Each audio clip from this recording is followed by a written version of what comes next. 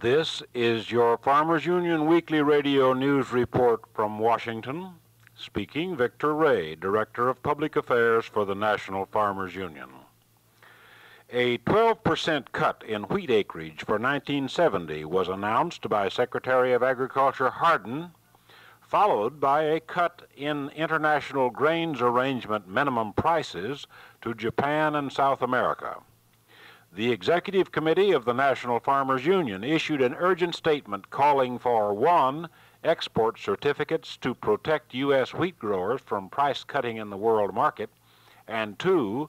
Asking President Nixon to call a meeting of International Grains Arrangement member nations and other wheat exporting nations in order to resolve price differences, avoid dumping of wheat in the world trade, and prevail on exporting nations to make a cutback in wheat production comparable to that being made in the United States. The Executive Committee said only through immediate action of the United States to take leadership to solve surplus problems over the conference table can the wheat farmers of the world be saved from financial disaster. The situation for United States farmers is worsened by the threatened wheat price war. The U.S. cut prices at Gulf and Eastern ports on July 18th to European buyers, bringing strong protests from South America and Japan and accusations that the United States was plunging the world into a wheat price war. World buyers sat back waiting for further cuts, and those cuts came. This resulted in a purchase of some U.S. wheat by Japan, and later unofficial reports in Washington were that Brazil was buying 100,000 tons of U.S. wheat. It was the first glimmer of hope for de-escalation of the price war, but USDA officials were cautious in saying the worst was over.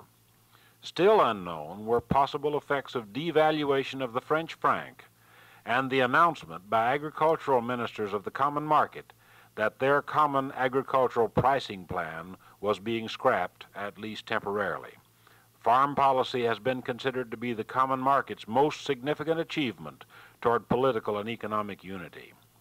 Meanwhile, U.S. producers, like the French farmers, will pay much of the cost of their nation's trade posture with other nations, and the 12% reduction in acreage will bring the allotment down to 45.5 million acres compared to the national allotment of 51.6 million acres this year. The national average price support loan level will be $1.25 per bushel, the same as last year. Diversion payments of 50% of county loan rates will remain the same.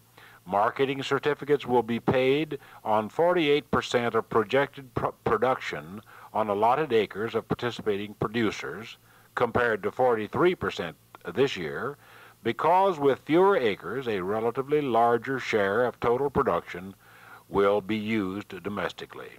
The marketing certificate will reflect the difference between wheat parity July 1, 1970 and the average loan rate, and will probably be as high as the $1.52 per bushel this year, unless deflation cuts production costs enough to bring the parity level down. The option for substituting wheat for feed grains or feed grains for wheat in any combination will continue. Repeal of the 160-acre limitation in the federal reclamation law, opening the way for the steal of water by large corporation farms, has been proposed by Senator George Murphy of California in Senate Bill 1631. He has 4 Republican senators co-sponsoring the bill with him, including Senator John Tower of Texas, Paul Fannin of Arizona, Clifford Hansen of Wyoming, and Robert W. Packwood of Oregon.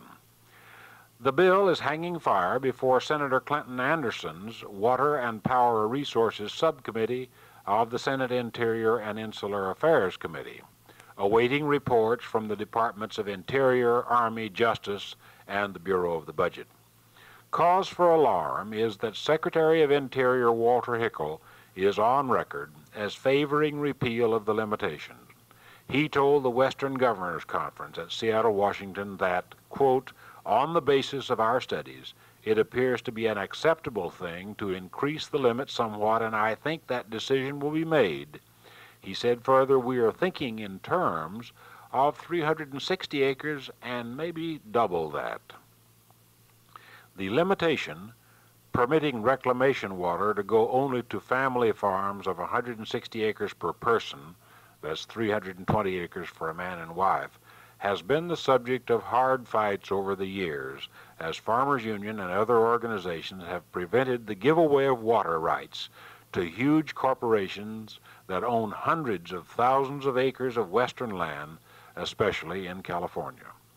Despite victories on the issues, there has been widespread violation of the law.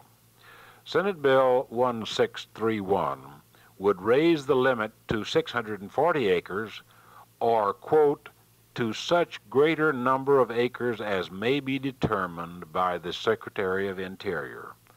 The Secretary would be required to review the limitation every 10 years. This has been your weekly radio news report from the Farmers Union in Washington. Speaking, Victor Ray, Director of Public Affairs for the National Farmers Union.